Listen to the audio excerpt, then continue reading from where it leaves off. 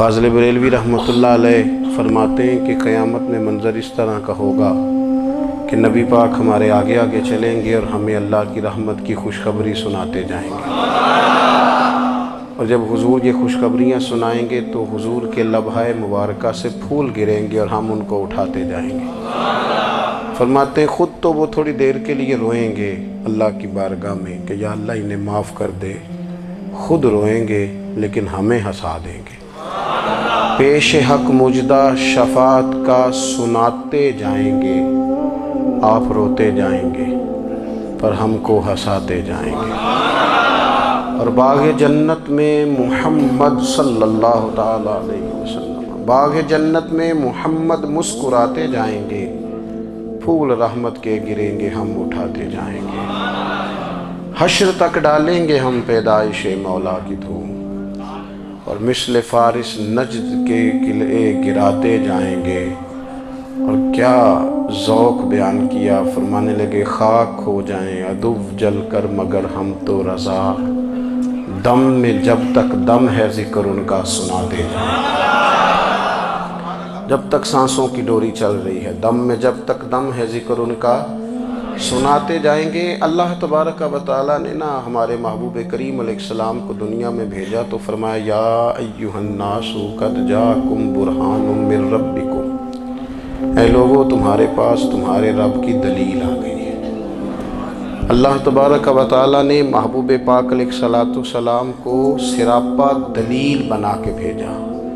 باقی انبیاء کرام علیہم السلام کے پاس بھی اپنی نبوت کے دلائل کے طور پر بے شمار معجزات تھے، اور حضور کریم علیہ السلام کے تو پورے وجود کو ہی اللہ نے معجزہ بنایا ہے۔ اور نبی پاک صلی اللہ تعالیٰ علیہ وآلہ وسلم کی نبوت کی دلیلیں، حضور کے رسالت کے مستحکم دلائل جگہ جگہ آپ کو ملیں گے۔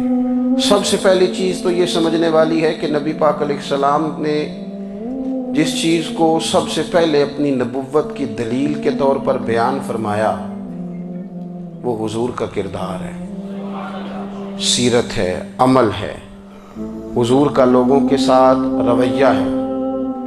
نبی پاک علیہ السلام کی تبلیغ کے 3 دور ہیں۔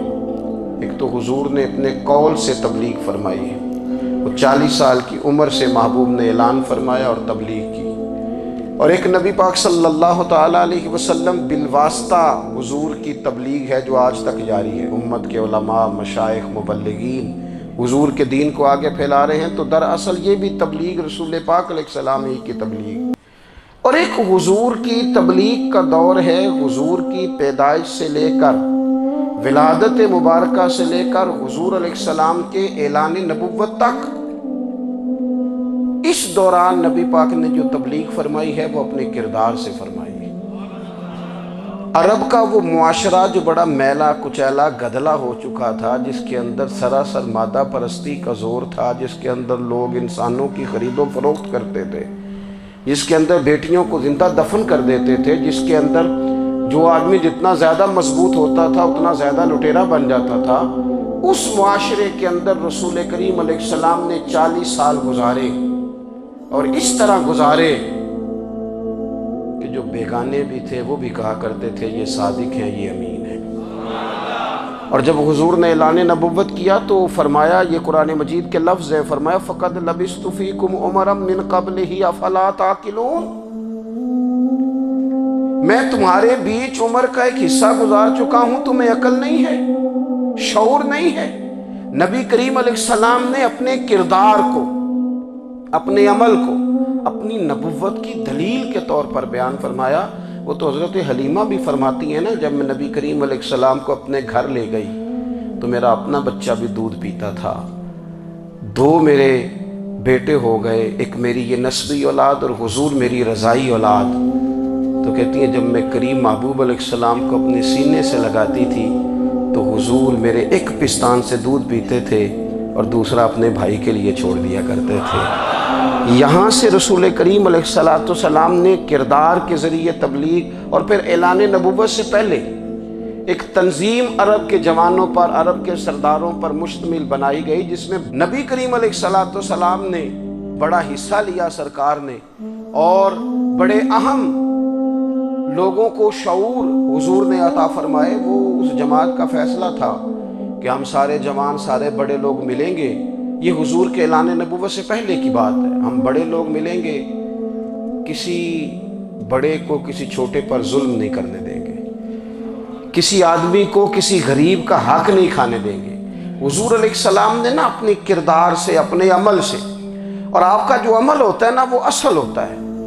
ایک ہوتا ہے آپ کوئی بات کرتے ہیں اور ایک ہوتا ہے کہ آپ کوئی عمل کرتے ہیں۔ آپ جب عمل کرتے ہیں تو عمل کے ذریعے بھی لوگوں تک بات پہنچتی ہے کہ دراصل آپ کا اٹھنا بیٹھنا چلنا پھرنا کیا ہے۔ میرے رسول کریم علیہ السلام کا اٹھنا بھی ایک نبی کا، بیٹھنا بھی ایک نبی کا، بات کرنا بھی ایک نبی کا، معاملات زندگی کرنا بھی ایک نبی کا، لین دین کرنا بھی ایک نبی کا۔ ایک شخص کہتے ہیں میں نے اعلان نبوت سے پہلے حضور علیہ السلام سے کوئی چیز خریدی تھی اور میں نے عرض کیا تھا آپ یہاں تشریف رکھے، میں پیسے لے کے آتا ہوں۔ میں 3 دن کے بعد آیا۔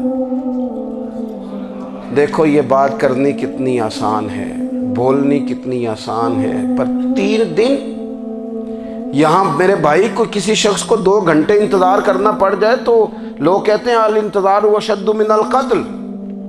یہ تو قتل سے زیادہ تکلیف والا معاملہ ہے منتظر رہنا کسی کا۔ کہتے 3 دن کے بعد میں آیا تو میرے رسول کریم وہیں تشریف فرمایا، بس اتنا فرمایا یار تم نے مجھے بڑی تکلیف میں ڈال دیا، 3 دن ہو گئے یہاں رکے ہوئے۔ تو حضور نے اپنے کردار کو، اپنے عمل کو، اپنے معاملات کو سب سے پہلے اپنی نبوت کی دلیل کے طور پر پیش کیا۔ کسی نے کیا خوب کہا تھا کہ جو تیری جان کے دشمن ہیں وہ بھی کہتے ہیں، وہ جو تیری جان کے دشمن ہیں، بظاہر تو آئے ہیں نا ہجرت کی رات جان لے لے، لیکن امانتیں حضور کے گھر میں رکھی ہوئی ہیں، امانتیں کاشانہ نور پہ پڑی ہیں۔ وہ جو تیری جان کے دشمن ہیں وہ بھی کہتے ہیں کہ امین تو ہے اور صداقت کی آبرو تو ہے، امین بھی تو ہے، صداقت کی آبرو تو ہے۔ تو پہلے کردار، پھر دوسری بات، اللہ تعالیٰ نے اپنے محبوب علیہ السلام کو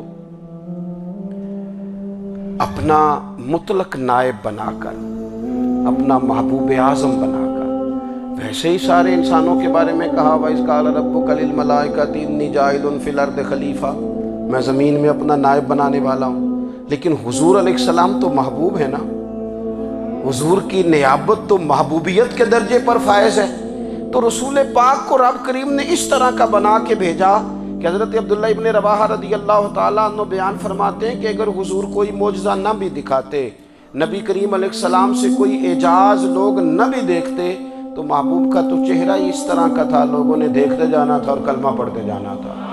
لیکن باوجود اس کے میرے رسول پاک کا اعجاز یہ ہے، کمال یہ ہے کہ حضور کبھی اشارہ کر دیں تو چاند 2 ٹکڑے ہو جائے، کبھی دعا مانگ دیں تو ڈوبا ہوا سورج واپس آ جائے، کبھی محبوب گزرنے لگے تو پتھر آپ پر سلام پڑے، کبھی حضور پہاڑ پر چڑھ جائیں تو پہاڑ وجد میں آ کر جھومنے لگے، محبوب کا کبھی نماز پڑھاتے ارادہ بن جائے تو اللہ تعالیٰ قبلے کا رخ ہی تبدیل فرما دے۔ کیا خوبصورت سوچ ہے اور کیا نظریہ دیتے ہیں بریلی کے امام۔ فرماتے ہیں اجابت کا جوڑا عنایت کا صحرا، دلہن بن کے نکلی دعائے محمد، اور اجابت نے جھک کر گلے سے لگایا بڑی ناز سے جب دعائے محمد۔ دیکھو خدا کی رضا چاہتے ہیں دو عالم، خدا چاہتا ہے رضائے محمد صلی اللہ تعالی علیہ وسلم۔ اور ایک مقام پہ فرماتے ہیں نائب دست قدرت پہ لاکھوں سلام، نائب دست قدرت پہ لاکھوں سلام۔ تو اللہ تعالیٰ نے نبی پاک صلی اللہ تعالی وسلم کو جو اعجاز۔ پھر ایک اور بات، حضور امی ہیں، دنیا میں آ کر محبوب نے کسی سے پڑھا ہی نہیں۔ میرے محبوب نے جتنا پڑھا ہے رب کریم سے ہی پڑھا ہے۔ الرحمن علم القرآن خلق الانسان، رحمان نے قرآن سکھایا پھر انسان بنایا۔ اللہ تبارک و تعالیٰ کی بارگاہ کرم سے حضور نے لیا۔ رسول کریم امی ہیں، یہ بھی حضور کی نبوت پر ایک بڑی دلیل۔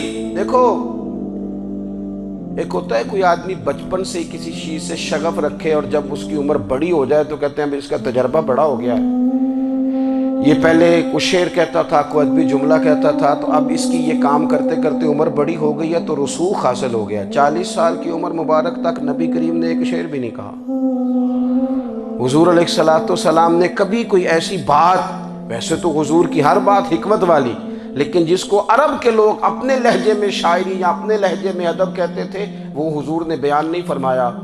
لیکن جب 40 سال کی عمر میں اعلان نبوت کیا تو پھر بڑے بڑے فصیح و بلیغ، بڑے بڑے سیانے طفیل بن عمر کہتے ہیں کہ اس شخص کو بھی میں نے دیکھا جسے بڑا ناز تھا اپنی فصاحت اور بلاغت پر، اور جب وہ حضور کے پاس آیا اور اس نے آ کے کچھ باتیں کی تو محبوب خاموشی سے سنتے رہے، اور جب وہ چپ کر گیا تو میرے کریم نے صرف سورہ فاتحہ پڑھی۔ کبھی اٹھتا تھا، کبھی بیٹھتا تھا، کبھی غور کرتا تھا، کبھی دائیں جاتا تھا، کبھی بائیں جاتا تھا، پھر کہنے لگا بتاؤ نا کلام کس کا ہے؟ فرمایا اس رب کا، اس رب کا، اس رب کا جس کا میں رسول بن کے آیا ہوں۔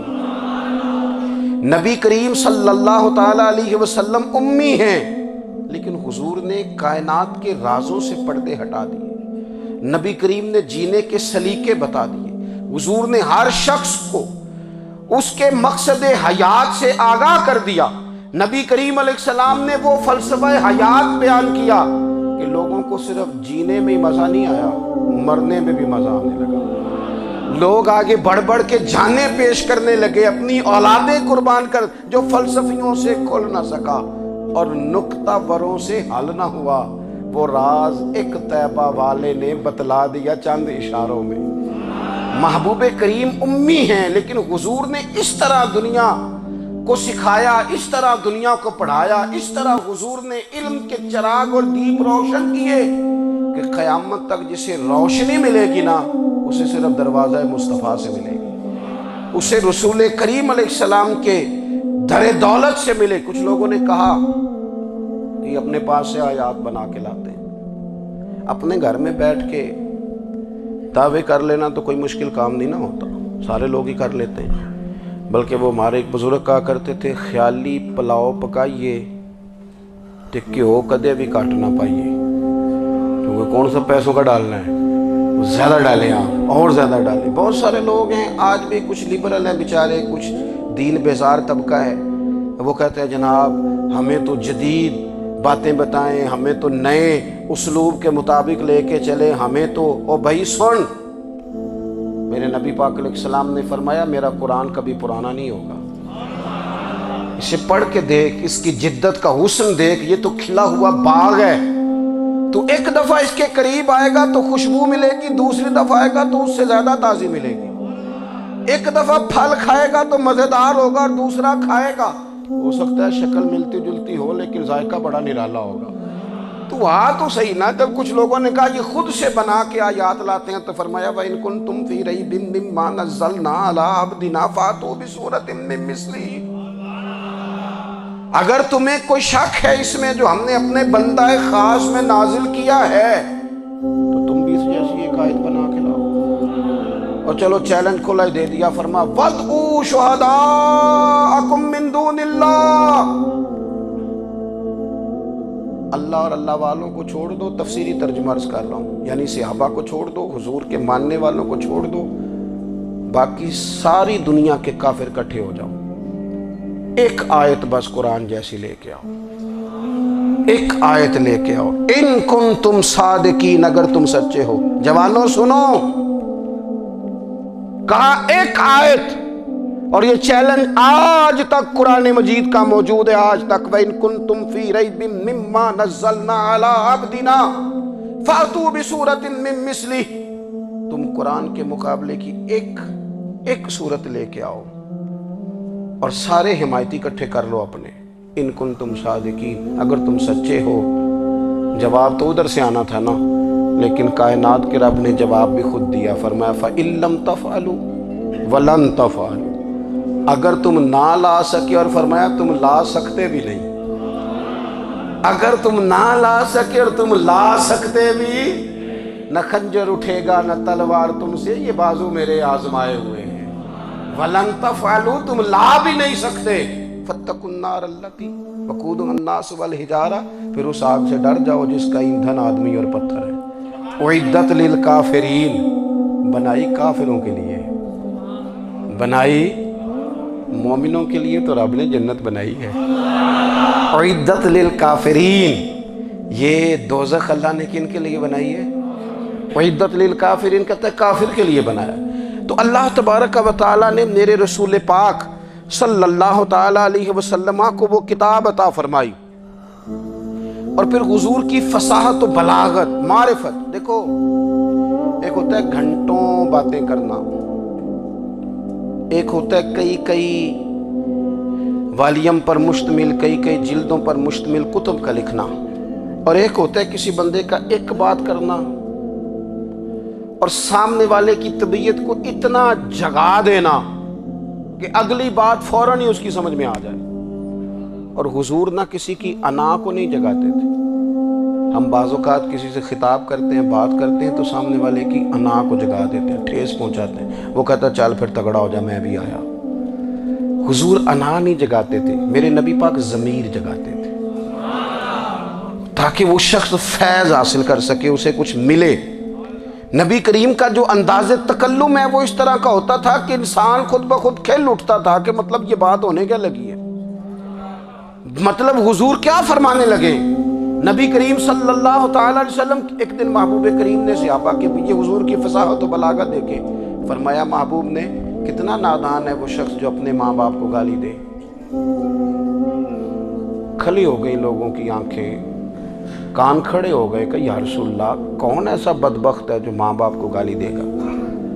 तो अब जब सवालात ज़हनी सतह पर पूरी तौर पर उभर गए ना, तो अब रसूल करीम ने बात समझाई। ये है फसाहत व बलागत, तेरे आगे हैं यूं दबे लचे फुसहा अरब के बड़े बड़े, कोई जान मुँह में ज़ुबान नहीं, नहीं बल्कि जिस्म में जान नहीं। या रसूलल्लाह, कौन ऐसा नालायक है जो माँ बाप को गाली दे। अब जब ज़हनी सतह यहाँ तक उभर आई तो अब हुजूर ने समझाया, फरमाया जब तुम किसी के माँ बाप को गाली दोगे ना, तो वो भी तो जवाब में तुम्हारे माँ बाप को देगा ना। तो फिर नफ्स ही ये तुमने खुद जुल्म किया है अपने माँ बाप पर। क्यों तुमने ऐसा लहजा इख्तियार किया कि जिससे सामने वाले की अना जाग जाए और वो तुम्हारे मुकाबले में आकर के खड़ा हो जाए। क्यों तुमने इस तरह के अंदाज इख्तियार किए कि जिससे सामने वाला भी सारे पंजे खड़े करके बाहर निकल आए और कहे आ जाओ, फिर मैं भी मैदान में हाजिर हूँ। रसूल करीम की फसाहत, बलागत देखे ना, हुजूर 2-4 जुमलों में सारी बात समझा जाते हैं।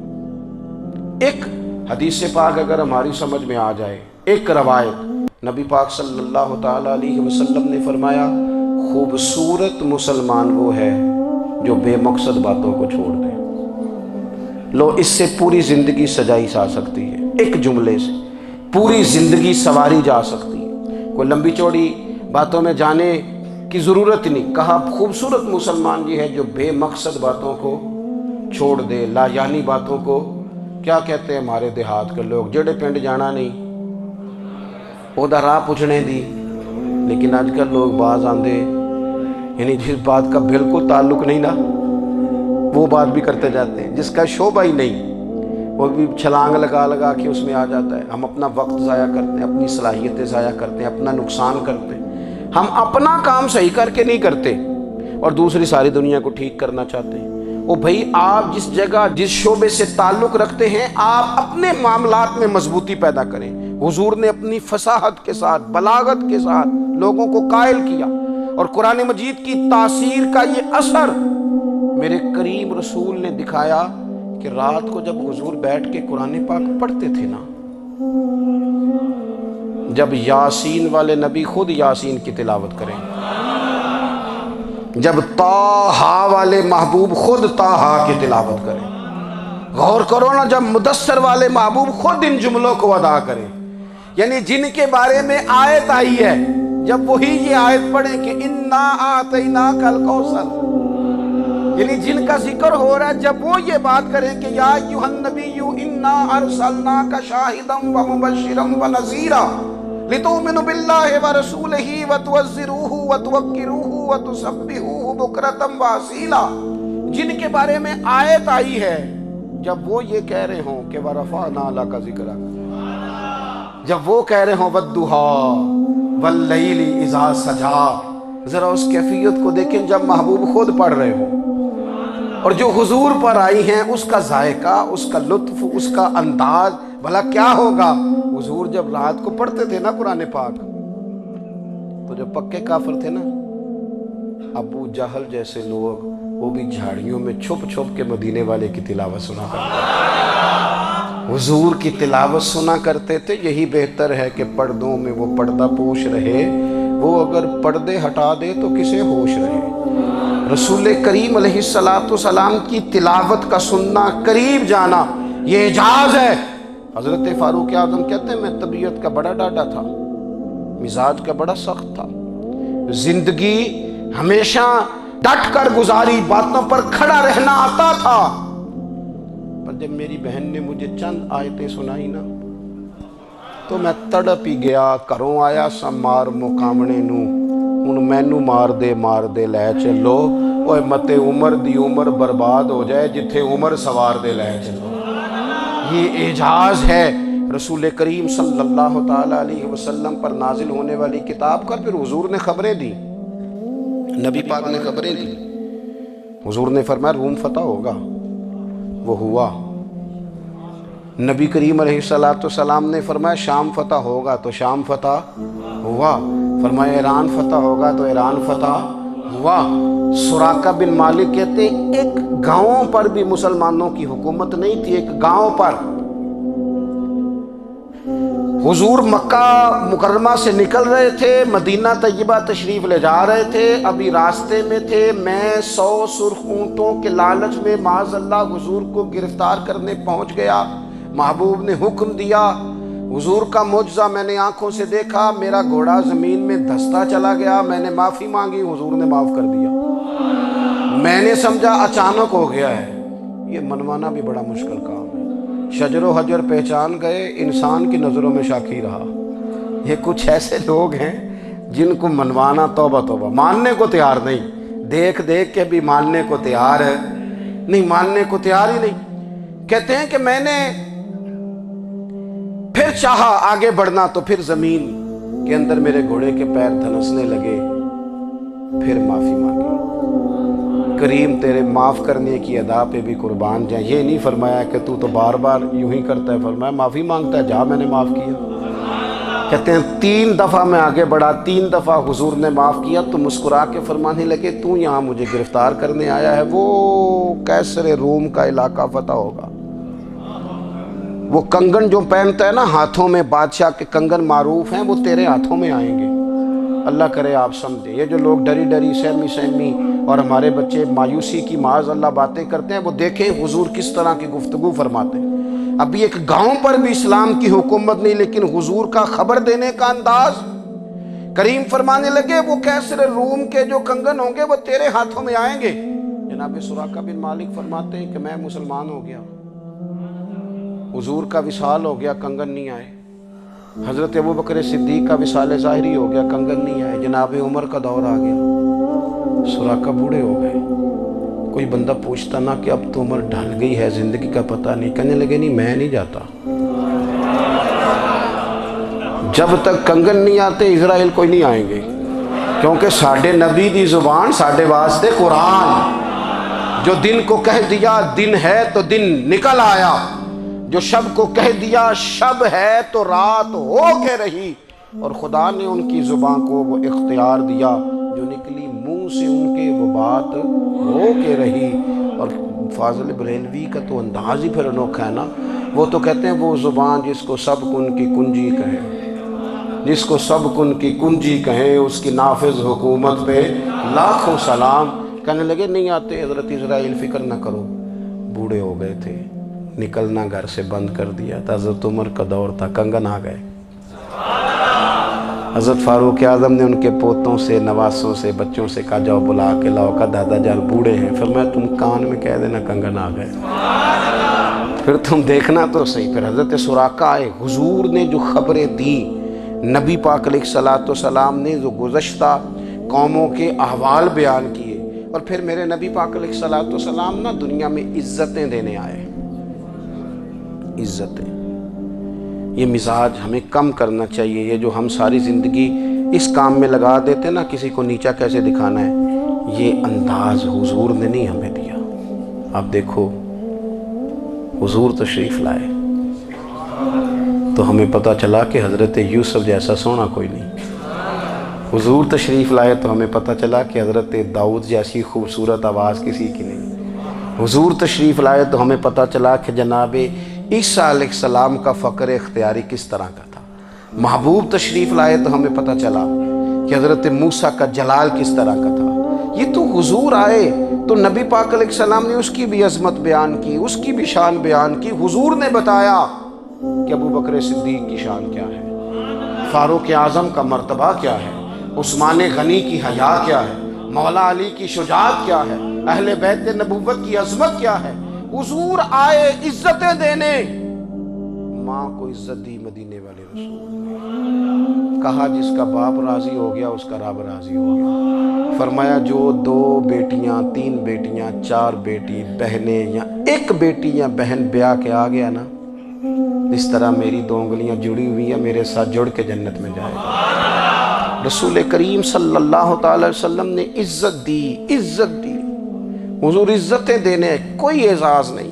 ان پڑھ بندہ ہے, سادہ ہے, غریب ہے, مزدوری کرتا ہے, ہاتھوں پہ چھالے. یا رسول اللہ اس کا بھی کوئی اعزاز ہے؟ قربان جائیں, میرے کریم نے عزت دی. فرمایا محنت کر کے روزی کمانے والا تو اللہ کا دوست ہے.